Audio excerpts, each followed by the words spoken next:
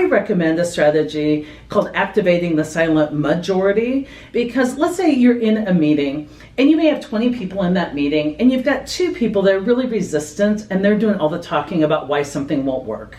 So leaders manage energy, and you want to manage it away from why it won't work to how it could work, or what do we want to create and how do we get there. One of the things most of us do is we let the minority resistors have their voice amplified, and it's what we leave on the table.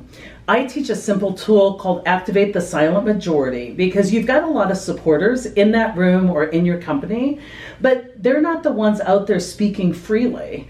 And so one-on-one, I get with those people I know are supporters, and I ask them why they stay silent. You know, so people go, I love you, I'm a CEO. People go, Cy, I love you, and I love what you say, and I love the direction you're taking this company, and I support you.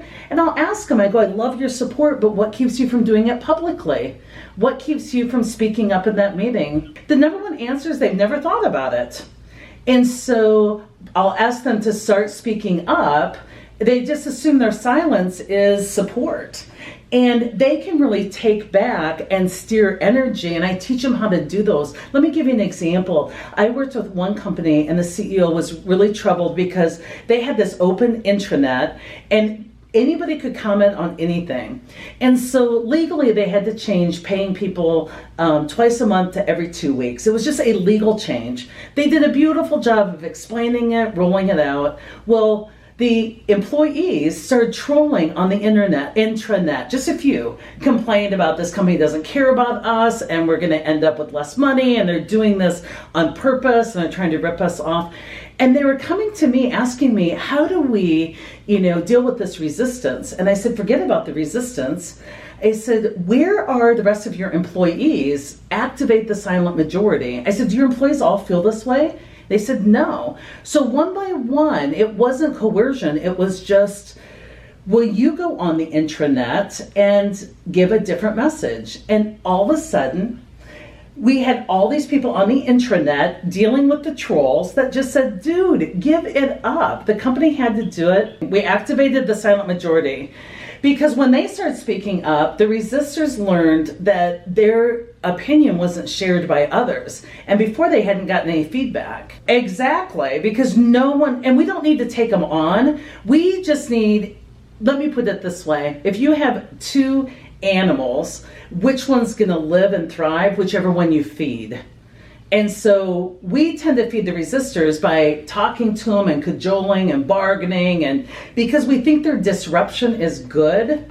Well, disruption in thinking is great, but being a disruptor in the not so great. And so most of the time when I talk to leaders in organizations, they ask me, like, how do I deal with resistors? And they're surprised that I say, don't worry about the resistors, find the supporters and feed them.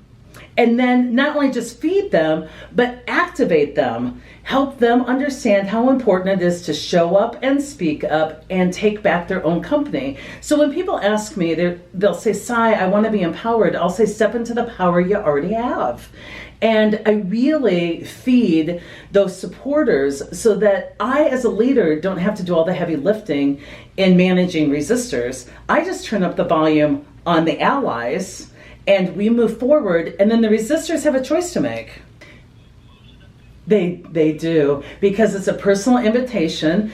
It is permission. They're being very well-behaved and polite. How many times have you sat in a meeting where you're like, oh, here she goes again, or here he, and we all sit back and we start, doing our to-do lists on our computer, instead of saying we own this meeting and that's just not how we're going to spend energy here.